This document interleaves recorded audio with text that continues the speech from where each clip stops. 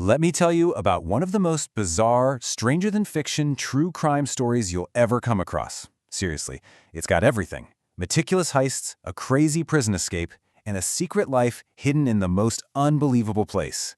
Get ready for the story of Jeffrey Manchester, a guy better known as the Roofman robber. Okay, just think about this for a second. Do you think you could actually live inside a massive store, like a Target or a Walmart, for months on end without anyone ever knowing you were there? Hiding during the day, having the run of the place at night? I mean, it sounds like something out of a movie, right? Almost impossible. Well, for this one guy, it wasn't a hypothetical question. He actually did it. Jeffrey Manchester turned a Toys R Us into his own personal hideout. So how in the world did he pull that off? Yeah, we're going to get into it. To really understand how a man ends up living among the action figures and Barbie dolls, you've got to understand who he was first. Manchester was a former U.S. Army soldier, part of the 82nd Airborne, believe it or not, but he became famous for a totally different set of skills, which is how he earned the nickname, the Roofman. You know how every prolific criminal has a signature, a calling card? Well, Manchester's modus operandi was so specific, so unique, that it ended up linking dozens of crimes all across the country right back to him. His method just shows this incredible, almost unnerving patience. He'd watch his targets, usually McDonald's restaurants, for days. Then he'd use those army rappelling skills to drop in through the roof. And he would just wait, sometimes for hours, in total silence, until the first employees showed up for their morning shift. And here's where his whole persona gets really weird. He wasn't violent or aggressive. In fact, victims described him as weirdly gentle. After robbing the place, he'd politely suggest the staff should probably grab a coat before he'd lock them in the walk-in freezer. It's that kind of bizarre detail that made him infamous. And this wasn't just a handful of times. Authorities figure he was behind anywhere from 40 to 60 of these robberies all over the country. He was good at what he did, and for a long time, he seemed unstoppable. He was finally caught and sent to prison in 2000. But believe it or not, that's where his story takes an even stranger turn. So, you get a 45-year prison sentence. For most people, that's game over, right? The end of the story? But for Jeffrey Manchester, that was just another problem to be solved with the same kind of careful planning he used for his robberies. So for 4 straight years, Manchester wasn't just doing time, he was studying. He got a job in the prison's metal shop, which gave him access to tools and, more importantly, a perfect view of the delivery trucks coming and going. The man was playing the long game. And he put all that observation to work. He built this small plywood platform. Then, on the big day, he strapped himself and the platform to the undercarriage of a truck, used a bunch of cardboard to hide from the guards, and he just rode right out the prison gates, totally undetected. So he's a free man again. He hitchhikes to Charlotte, North Carolina.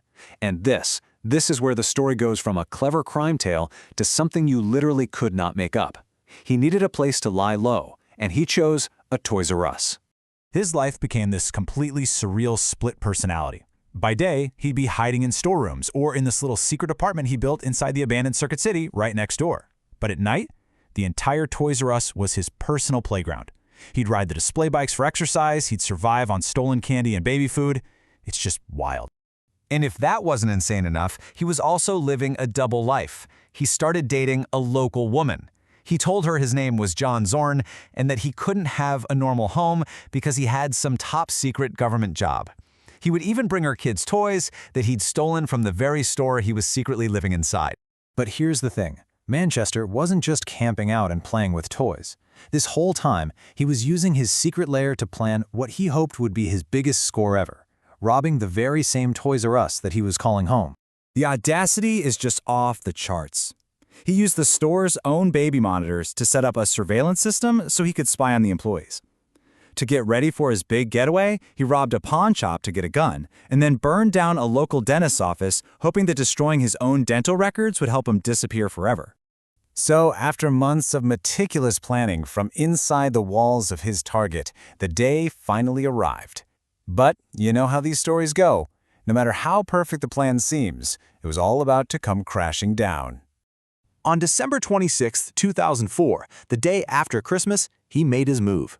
But it went south. A couple of employees managed to escape and call 911.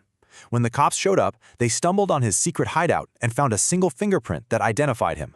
Just 10 days later, the police got his girlfriend to help them lure him into a trap, and just like that, he was back in custody. And even after all of that, the guy's drive to escape was just relentless. He tried to break out of prison again, twice, once in 2009 and again in 2017.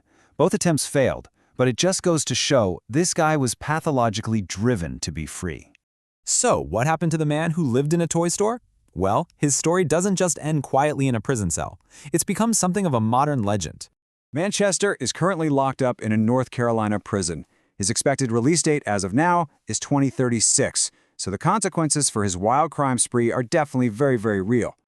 And his story has absolutely captured the public's imagination. I mean, it's now being turned into a major Hollywood film starring Channing Tatum. The Roofman has officially gone from folk hero to Hollywood legend. Which kind of leaves us with this one big question. Who was Jeffrey Manchester really? Was he this brilliant criminal mastermind using military-grade precision?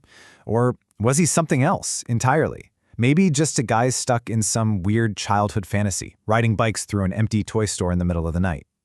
It's that mystery, I think, that makes his story so unforgettable.